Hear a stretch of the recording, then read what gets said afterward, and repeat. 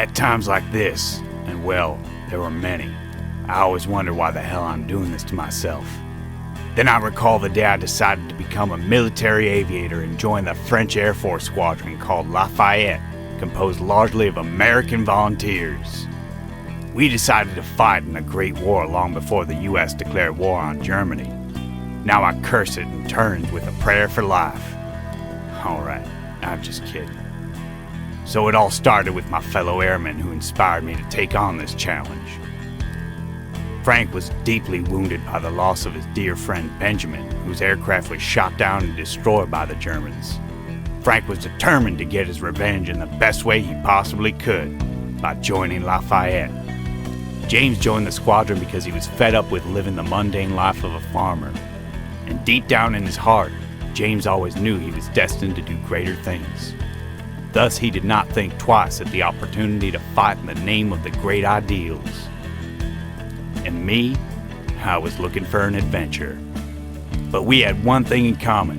We all shared the same passion for flying and the feeling of freedom that one experiences when soaring through the sky. I clearly remember that day at the airbase. As I entered the hangar, my attention was immediately caught by a girl whose stunning beauty clearly contrasted with the mechanical surroundings. Her name was Cataline. She was a mechanic, so I had a chance to have a few words with her about bad landings in Newport 17. As we continued our chat, she revealed that she was the daughter of a famous aircraft designer, Pierre Lefebvre. Then I realized my squadron had been gathered outside the hangar a long time ago. Well, discipline has never really been my strong suit. At the beginning, there were only a handful of us. Nevertheless, the commander warned us against the hardships of serving with the squadron and the high mortality rate attached to it. The average life expectancy of a combat pilot is several weeks. In terms of hours in the air, it is about 40 to 60 hours. Sounds bad, doesn't it? Well, that didn't bother me at all. We needed proper training since all of us lacked operational and combat experience. The funny thing was, the French instructors expected us to be rookies, completely unfamiliar with aircraft. Turned out many of us had some previous flying experience. Flying an open cockpit airplane was extremely tough. It was exhausting, both mentally and physically. Imagine attempting to shoot down a plane under such harsh conditions. We had to train hard and learn fast. However, man does not live by flying alone. After hours, we had time to relax in good company.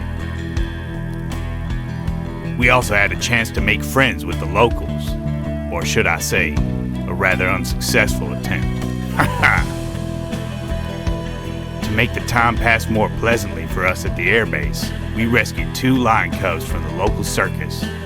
They were absolutely delightful, but sadly, after one of them ate one of the commander's expensive hats, they were both donated to the Paris Zoo. The danger associated with combat operations that we faced on a regular basis was like dancing a tango with death. Imagine, if you will, that some units were experiencing casualty rates in excess of 400%. I knew many aviators who never shot a single enemy out of the sky. But believe me, it was extremely challenging to shoot down a plane under such tough conditions. As the cold wind whips against your face and you feel your blood freezing to the point that death is staring you in the face. Miraculously, there were great fighter aces who wrote their names in history with multiple combat victories while enduring such relentless hardships. Like me, we had a bet with my buddies on who would shoot down the most enemy aircraft. The competition was undoubtedly fierce, but I say with all modesty, I was just simply unmatched. Not to mention, finishing things with a bang was my trademark operational style. Way too often we paid the ultimate price for our bravery, and every time it hurt like hell. But all of us knew that with great victory also comes great sacrifice. Those men who went to the rescue of France at the peak of World War I were the precursors of the mighty awakening of the West. The gigantic effort of America, who entered the war in 1917 and contributed its entire resources to assure victory for the Allies.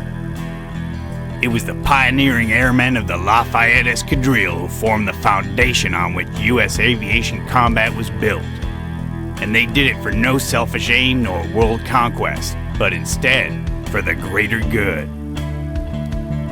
Within this monument lie the remains of America's first combat airmen, individuals who answered the call to fly and fight in the name of freedom, not because they had to, but because it was the right thing to do.